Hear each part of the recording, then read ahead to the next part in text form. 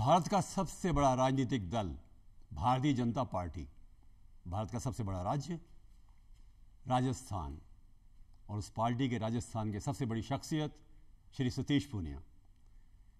आपने पढ़ा होगा, जाना होगा, देखा होगा, अब नई जिम्मेदारी इनके ऊपर आई है भाजपा को नेतृत्व प्रदान करने के लिए। आपका स्वागत है पूनिया साहब। धन्यवाद साहब। और हमारे दर्शक ये जानना चाहेंगे कि इतने ऊंचे पद पर आप इतने युवावस्था में पहुंच गए, इसके पीछे एक पृष्ठभूमि है।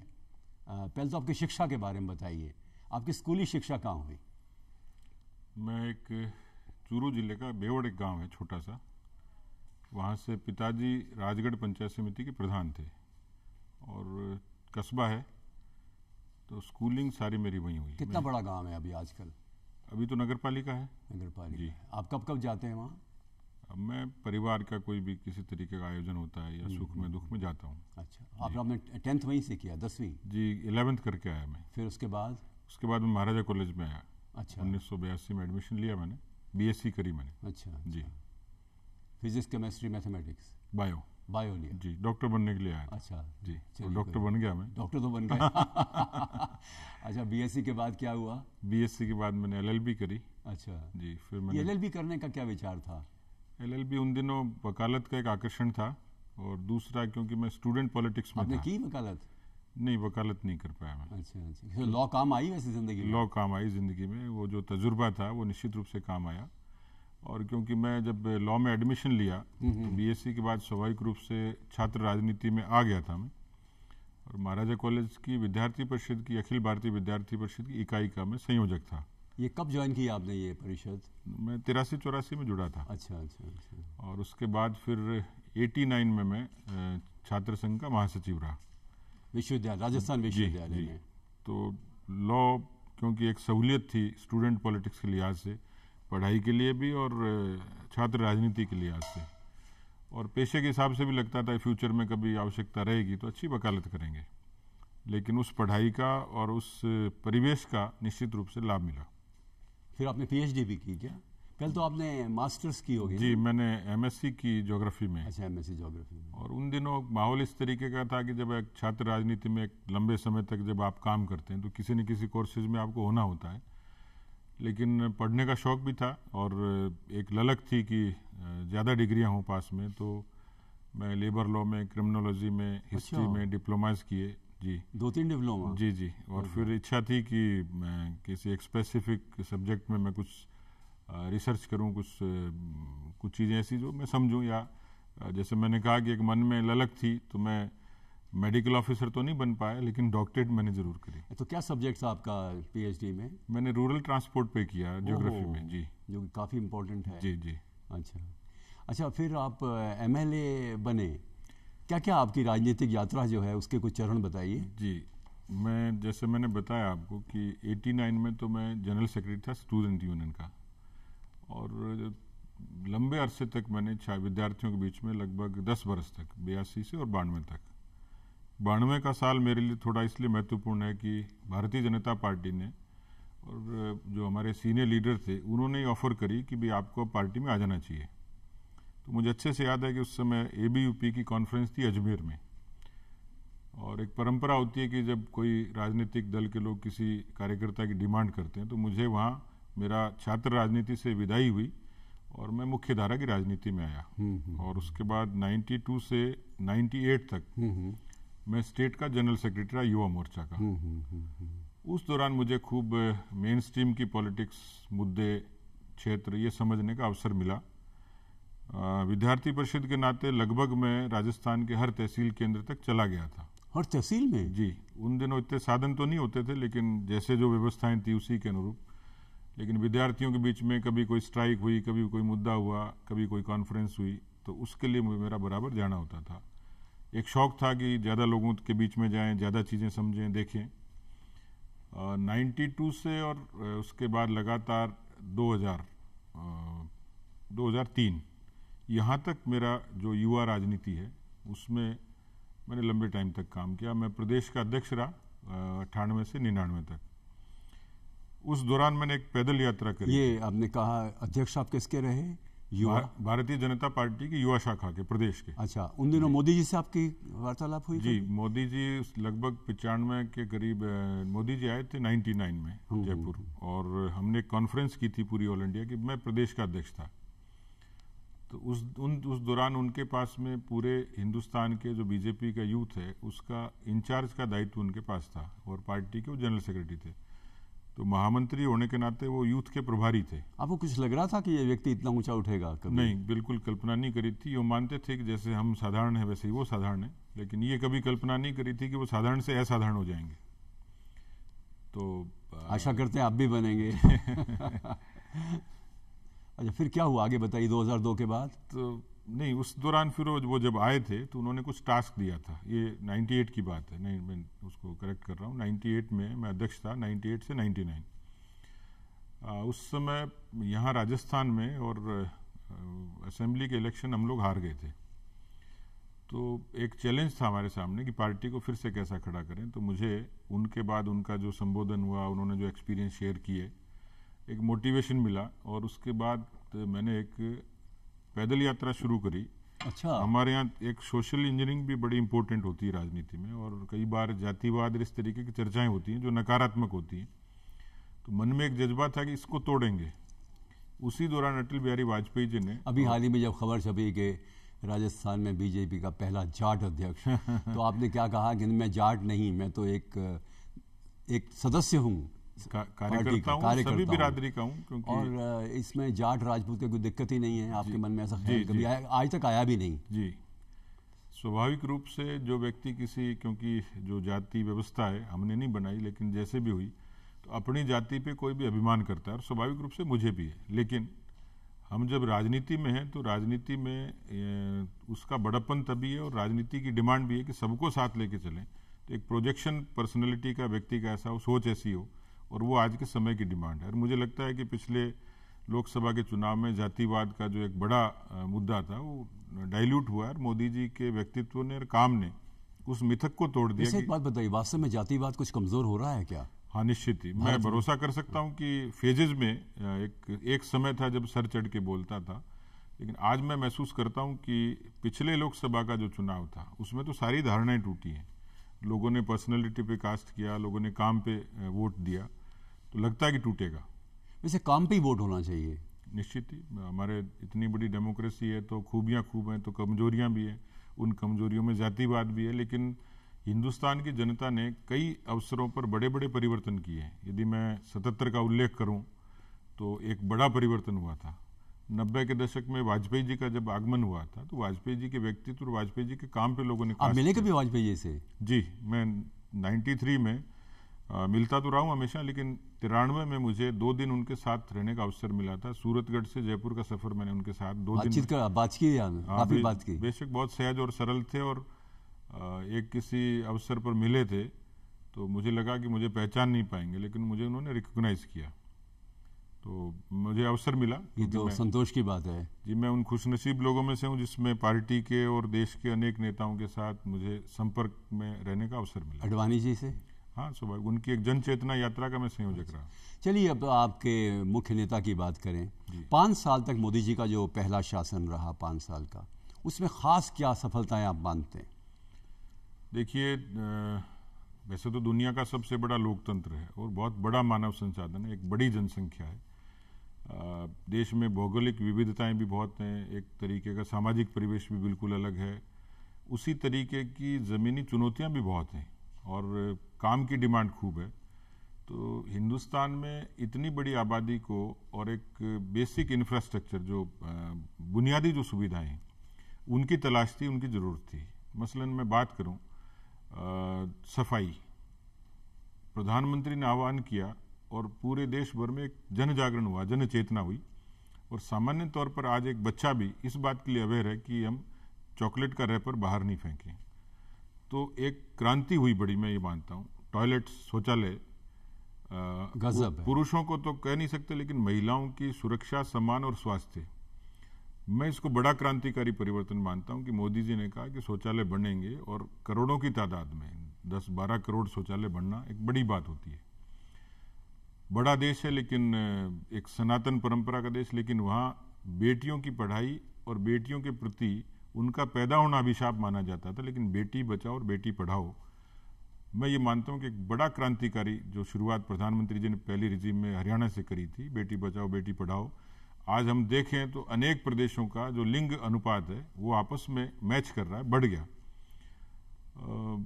इस देश में बहुत लोग हैं जिन्होंने बैंक नहीं देखी थी और बैंक का खाता खुलना गरीब लोगों का सपना होता था। आज 33 करोड़ लोगों के खाते हैं। बड़ा परिवर्तन मानता हूं कि इससे करप्शन पर अंकुश लगा, लोगों को सहूलियत मिली और जो बहुत छोटी कमाई के लोग थे उनको बचत के लिए भी और सामाजिक सुरक्षा के लिए उनको इन मुख्य अभियानों से आप भी जुड़े रहे क्या? जी निश्चित ही। जैसे आपने क्या किया इस बारे में, एक एक करके? मैं स्वच्छता के बारे में आपका क्या? जहाँ से मैं एमएलए हूँ और जहाँ से विधायक हूँ वहाँ के सब सरपंचों के साथ मिलके और ये कोशिश करी कि गांव के लोग, वहाँ के जनप्रतिनिधि, ये सब लोग मिलके तो हमने कैंपेन चलाया। मेरा जन्मदिन आता है तो जैसे प्रधानमंत्री जी कहते हैं कि जन सरोकारों से जुड़िए, तो मैं कोशिश करता हूँ कि मेरे जन्मदिन पे और पेड़ लगें। तो जो लोग मेरे पास आते हैं, मुझे शुभकामनाएं देते हैं, तो मैं उनको रिक्वेस्ट करता हूँ। और मैंने अब एक आदत बनाई है कि जहाँ मैं जाऊँगा पार्टी के काम से, वहाँ एक पेड़ जरूर लगाऊंगा। तो वो जिस जन सरोकारों की जो बात करते हैं, जिस मैंने खाते की बात करी, ऐसे एक सुकन्या समृद्धि योजना प्रधानमंत्री जी ने बेटियों की सुरक्षा के लिए लगाई। हाँ, हाँ। मैंने सरपंचों से मिलकर कोशिश करी कि गांव में जितनी इस तरीके की बेटियां हैं, तो कई सरपंचों ने बहुत अच्छा काम किया। मैं उनको प्रेरित किया, इस बात के लिए मोटिवेट किया और उसका परिणाम आया। तो स्वाभाविक तौर पर ये जो सारी चीज़ें हुई है इसलिए हुई कि मैंने ये महसूस किया कि प्रधानमंत्री जी अब राजनीतिक दलों का, राजनीति का और सरकारों की भी शक्ल बदलना चाहते हैं। वो केवल गवर्नेंस के लिए नहीं है, उनकी एक सामाजिक जिम्मेवारी है। आप मानते नहीं है कि बहुत बड़ी मात्रा में जनता की सहभागिता इन कार्यक्रमों की सफलता के लिए उत्तरदायी है? जी, अभी तक यदि मैं पीछे मुड़ के देखूं तो अभी तक की सरकारें सफल इसलिए नहीं हुई कि उसका एग्जीक्यूशन नहीं होता था। वो कागज़ पे होती थी, ज़मीन पे नहीं उतरती थी, और उसकी एग्जीक्यूशन की कोई रेमेडी नहीं होती थी कि उसकी क्रियान्विति कैसे हो। मुझे लगता है कि ये जनता के सहयोग के बिना संभव नहीं थी और मोदी जी ने उस शब्द को ठीक इस्तेमाल किया कि जन भागीदारी। किसी भी देश और समाज में बदलाव के लिए जन भागीदारी जरूरी है। उन्होंने इन सरकारी योजनाओं से उनको जोड़ा। जैसे बीमा, ये सामान्य व्यक्ति को उपलब्ध होना चाहिए, उसकी जीवन की सुरक्षा से जुड़ा है।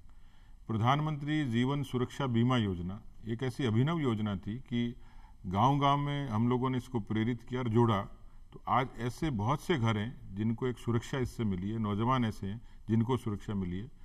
तो मुझे लगता है कि एक बड़ा बदलाव इस भागीदारी के जरिए हुआ। तो ऐसे अनेकों, एक लंबी फहरिस्त है। अच्छा, जो अभी 3.5 महीने हो गए नई सरकार को बने हुए, इससे मुख्य उपलब्धियों में बताइएगा।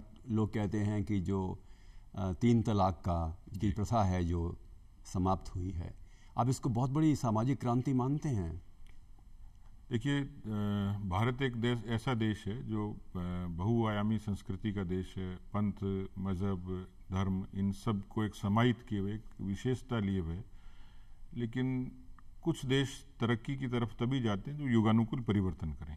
उसमें ये ठीक है कि हम एक सब दलों का, धर्मों का सम्मान करने वाले, यहाँ इबादत की जाती है, पूजा की जाती है और सब लोग बड़ी शांति और सद्भाव से यहाँ रहते हैं। लेकिन मुस्लिम महिलाओं का खास तौर पर एक तरीके का उनका जीवन, बेशक किसी समय इस प्रथा का कोई कारण होगा, लेकिन आज के युग में महिलाओं की स्वतंत्रता, महिलाओं की सुरक्षा, महिलाओं का सम्मान, ये बड़ा कारण है। अच्छा, मांग भी इन्हीं की तरफ से आई? स्वाभाविक है, क्योंकि इतने वर्षों की जड़ता थी और केवल तलाक तलाक तलाक बोल के किसी महिला को बेसहारा छोड़ दिया जाए। और शाहबानों के प्रकरण में ये साफ हुआ कि जब उस औरत ने भरण पोषण के लिए कहा तो सुप्रीम कोर्ट ने बेशक इजाज़त दी, लेकिन उस समय की सरकार ने इजाज़त नहीं दी। उसका एक महिलाओं के प्रति एक दकियानुसी से नज़रिया दिखने लगा। लेकिन मैं समझता हूँ कि मोदी जी ने इस पर पहल करके एक बड़ा साहसिक निर्णय किया और आज उस समाज की तमाम महिलाएं हैं, उनकी बेड़ियां टूटी हैं और उनको एक आज़ादी की खुली सांस मिली है, उनको इज्जत और सम्मान और सुरक्षा मिली है। 370 और 35A के बारे में आपकी क्या मत है? क्या ये हटाया जाना सही था? इसका लाभ क्या होगा? और कुछ अभी समस्याएं तो हैं। देखिए, हमारा जो संविधान है वो दुनिया का उत्कृष्ट संविधान कहा जाता है। लोकतंत्र उस संविधान की खूबसूरती से उपजा है। मैं यदि देखूं तो उसमें बहुत सारे अमेंडमेंट्स हुए हैं, इसका मतलब वहाँ गुंजाइश है इस बदलाव की। कश्मीर का मसला पहले के जिन लोगों के इतिहास में बहुत ज़्यादा नहीं जाए तो भी उस समय की एक बड़ी समस्या थी, जो हिंदुस्तान में सरदार पटेल ने जो एकीकरण की कवायद करी और उसमें जो कमी रही उस भारत के एकीकरण में, तो कश्मीर को इस तरीके से छोड़ दिया गया था जो भारत कालांतर में एक दंश बन गया। हिंदुस्तान की बड़ी फौज वहाँ डिप्लॉय हुई, भारत से बिल्कुल एक तरीके से अलग थलग पड़ा, देश का हिस्सा लेकिन देश से अलग, मानसिकता से अलग। एक ही देश में एक दो झंडे, दो विधान, दो प्रधान, और इसी के लिए डॉक्टर श्यामा प्रसाद मुखर्जी वहाँ शहीद हुए कि एक देश में दो निशान, दो प्रधान, दो विधान नहीं चलेंगे। तो जनसंघ के ज़माने से जनसंघ के एजेंडे में था और कश्मीर भारत का हिस्सा, इसमें किसी को दो राय नहीं थी। लेकिन उस कश्मीर को दुनिया के सामने इस तरीके से पेश किया कि भारत ने जैसे ज्यादती की हो, देश का हिस्सा, संविधान दो क्यों। की बात उल्टी थी, ज्यादती तो हमारे साथ हुई जी। तो मैं इसको भी एक क्रांतिकारी पहल मानता हूं कि 55 वर्षों तक, इन 70 वर्षों में जब इस समस्या का समाधान नहीं हुआ तो मोदी जी ने इस नब्ज को समझा। वाजपेयी जी ने एक शुरुआत करी थी कि उसको भारत से जोड़ा था, रेल लेके आए, टेलीफोन लेके आए, कनेक्टिविटी उन्होंने शुरू की।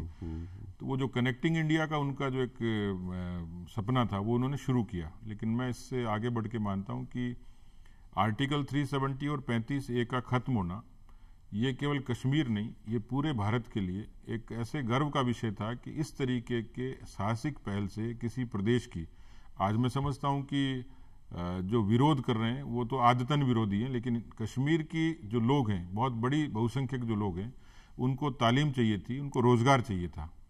आज कश्मीर में पर्यटन की अपार संभावनाएं हैं, लेकिन वहाँ कोई जाके जमीन नहीं ले सकता था, निवेश नहीं कर सकता था।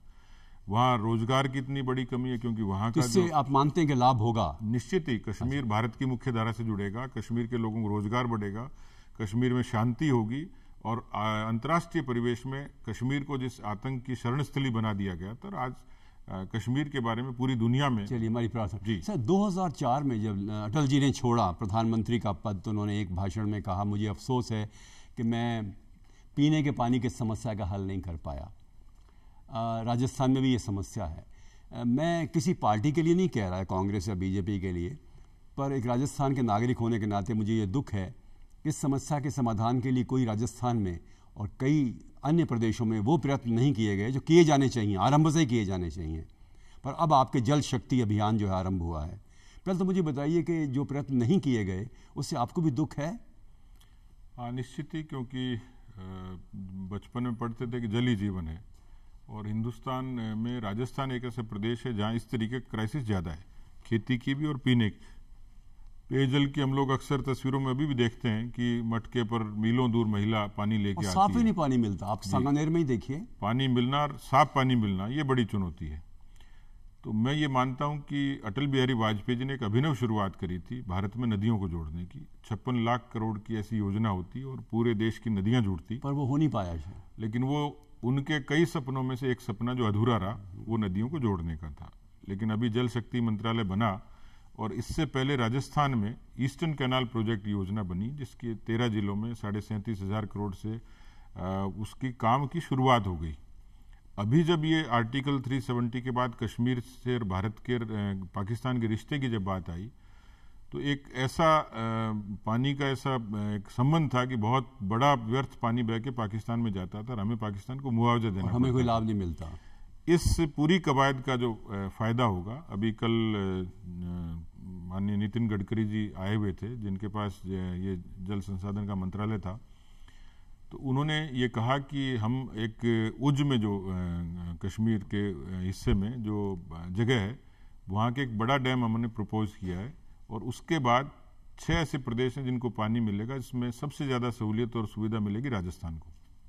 सरकार सोच रही है ये पीने के पानी में पाइप वाटर, नल का पानी सबको पहुंचेगा, उसके लिए जल शक्ति मंत्रालय। आप मानते नहीं, बहुत ही ये स्वच्छता अभियान से भी ज्यादा एक विकट अभियान है। पानी तो बिल्कुल एक किस्म से जीवन है। इसके लिए इंफ्रास्ट्रक्चर चाहिए, कितने अरबों रुपए चाहिए, कितना एक संसाधनों के अलावा संगठन चाहिए।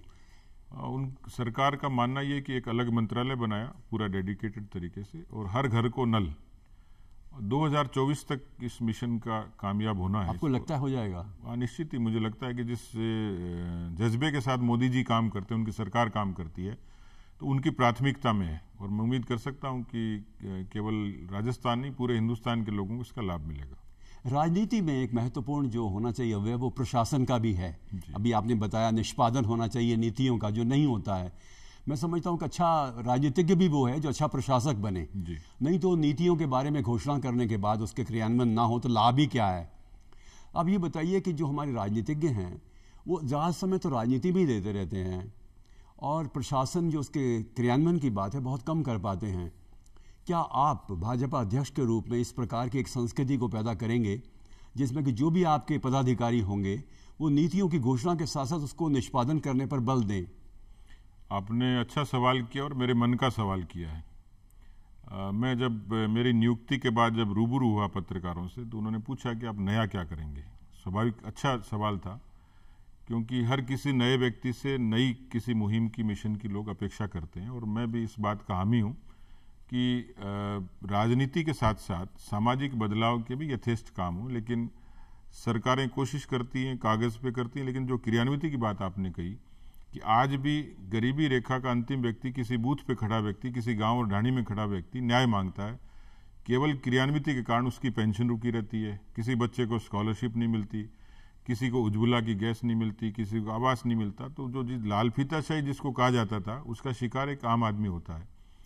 तो मैं ये कोशिश करूंगा कि जितनी इस तरीके की योजनाएं हैं उनको हमारा कार्यकर्ता, जैसे जैसे मैंने कहा कि प्रधानमंत्री जी की मंशा है कि हम एक चुनावी राजनीतिक दल के तौर पर काम नहीं करें, केवल नारों का काम नहीं करें, सरोकारों का काम करें। तो सरोकारों में ये चीज़ भी शामिल है कि हम सरकार की, किसी भी सरकार की, चाहे वो राज्य सरकार हो, केंद्र सरकार हो, उन योजनाओं की ठीक तरीके से जानकारी, उसकी चेतना और उसकी क्रियान्विति, ये हमारा वर्कर भी इसमें ये तो कार्यक्रमों की बात हो गई, पर एनलाइटेंड जागरूक राजनीतिक दल होने के लिए आवश्यक है कि आपके जो कार्यकर्ता जमीन से जुड़े हुए हैं और ऊपर तक आते हैं, उन सबको आप कम से कम 2-3 दिन का प्रशासन के बारे में प्रशिक्षण दें, जिसमें कि प्रशासन के सिद्धांत हैं, समन्वय है, पद सोपान है, वित्तीय प्रशासन है, HRM है, सबके बारे में उनको ज्ञान हो, जिससे कि वो इस बात पर बल दें। होता क्या है कि वो राजनीतिक पद पाने के बाद दूसरों पर छोड़ देते हैं उसके निष्पादन का सारा उत्तरदायित्व, तो नज़र नहीं रख सकते।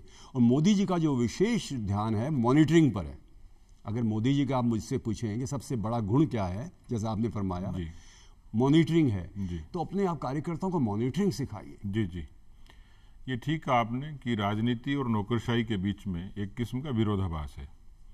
राजनेता ये समझते हैं कि उसका एग्जीक्यूशन नौकरशाह करेगा, और नौकरशाह की काम करने की सोच पब्लिक के मिजाज की कई बार होती है और कई बार नहीं भी होती है। ये ठीक कहा आपने कि लेजिस्लेशन में जो लोग चुन के जाते हैं या प्रशासनिक पदों पे, राजनीतिक पदों पर होते हैं, उसमें थोड़ा कंट्राडिक्शन है कि पब्लिक की डिमांड थोड़ी अलग किस्म की होती है। उसका जो मूवमेंट होता है, जो ग्रास रूट पे, उसकी डिमांड पब्लिक की रहती है कि हमारे बीच में ज़्यादा से ज़्यादा रहे, इसलिए उसको लेजिस्लेशन का समय कम मिलता है। आपके लेजिस्लेटर्स भी प्रशासन के कई गुत्थियों को समझते नहीं है। जी, आपके नहीं, मतलब सारे ही, सभी आपकी पार्टी की बात नहीं कर रहा हूँ। अच्छा, अंतिम सवाल पूछना चाहता हूँ, राजस्थान के विकास के बारे में आपका दृष्टिकोण क्या है, क्या मुख्य प्राथमिकताएं हैं? देखिए, बड़ा प्रदेश है और इस प्रदेश को अभी शुरुआत हुई है कि और ज़्यादा विकसित होने के लिए एक समग्रता जरूरी है। अपन काफी देरी हो गई अपने को ना, ज्यादा देरी हुई है। राजस्थान में पोटेंशियल है हर तरीके से, लेकिन जिस इंफ्रास्ट्रक्चर की मैंने बात कही, क्योंकि मैं जयपुर के नज़दीक से विधायक हूँ, और मैं जब इलेक्शन के लिए गया उससे पहले मैंने देखा कि स्कूल्स में भी इंफ्रास्ट्रक्चर नहीं है, टॉयलेट्स नहीं है, स्कूल क्लासरूम्स नहीं है, PHC में ठीक से वर्किंग नहीं होती, तो वो जो पेशेंट है वो भीड़ लेके SMS तक पहुंचता है। कनेक्टिविटी, अटल बिहारी वाजपेयी जी ने जो PMGSY शुरू करी, प्रधानमंत्री ग्राम सड़क जोड़ा, उसकी रिपेयर भी बाद की सरकारें ठीक से नहीं कर पाई। गांव की स्थिति खराब थी, वहां गौरव पथ बने। तो मुझे लगता है कि बुनियादी विकास की शुरुआत हुई, इसको और ज्यादा एक्सटेंड करने की जरूरत है। चलिए, मैं आपसे ये पूछता हूँ कि आपके जो 73 MLAs हैं ना आपके, जी 72 MLAs, क्या ये अपने इलाके में प्राथमिक चिकित्सा और प्राथमिक शिक्षा, इस पर बल देकर अपना धन भी दें, मन भी दें, तन भी दें? ये संभव है? अगर ये 2 चीजें अगर आप कर देंगे ना पूनिया जी, तो ये एक ऐतिहासिक भूमिका हो जाएगी विरोधी दल, नाम का तो विरोधी दल है, पर देखिए आज इज्जत इतनी है कि आपका सारे भारत में वर्चस्व है जी। तो कम से कम ये हो कि वहाँ के स्कूल अच्छे हो जाएं, चिकित्सा के जो केंद्र हैं अच्छे हो जाएं। स्कूलों का तो होना ही चाहिए, बहुत बुरी हालत है जी। आप अगर ये प्राथमिकता ले लें तो क्या मैं कोई गलत कह रहा हूँ? नहीं, बिल्कुल ठीक कह रहे हैं, निस्संदेह। पानी, शिक्षा और स्वास्थ्य।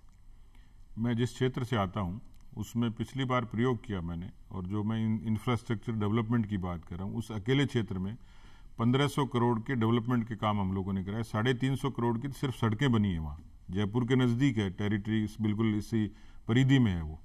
तो मुझे लगता है कि जब यहाँ की स्थिति है तो बाकी जगह की क्या स्थिति होगी। तो लेकिन कई जनप्रतिनिधि, जैसा आपने फरमाया, कई जनप्रतिनिधि बड़ा अच्छा इनिशिएटिव लेके ये काम बखूबी कर रहे हैं। वो अभी मैं जो आपकी बात से रिलेट करती है, प्रधानमंत्री जी ने कहा कि सरकारी योजनाएं, MP MLA का कोष, बाकी सब चीज़ें हैं, लेकिन CSR जिसको जो कॉरपोरेट सोशल रिस्पॉन्सिबिलिटी है, उसके पैसे का सदुपयोग नहीं होता था। हमने कोशिश करी है, मैंने अपने क्षेत्र में ये कोशिश करी, हीरो जैसी संस्थाएं हैं, JCB है, इन तमाम इस तरीके के संस्थाओं को मेडिकल हेल्थ में, स्कूलों के इंफ्रास्ट्रक्चर में, बच्चों के क्लासरूम के कंप्यूटराइजेशन में, मॉडर्नाइजेशन में, लाइब्रेरीज में, कुछ जो बेसिक चीज़ें होती हैं जहां उनको एमिनिटीज़ डेवलप करने की, उन सब के लिए कोशिश की है कि उसको ठीक से करें।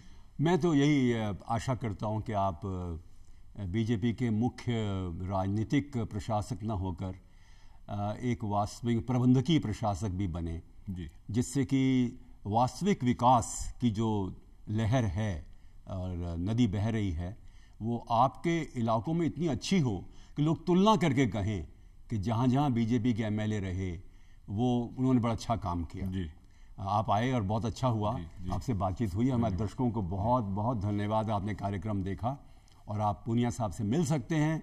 उनसे राजस्थान के विकास के किसी भी क्षेत्र की कोई समस्या हो, आप उनको निश्चित सुझाव भेज सकते हैं। धन्यवाद आपको भी। आपको धन्यवाद सर।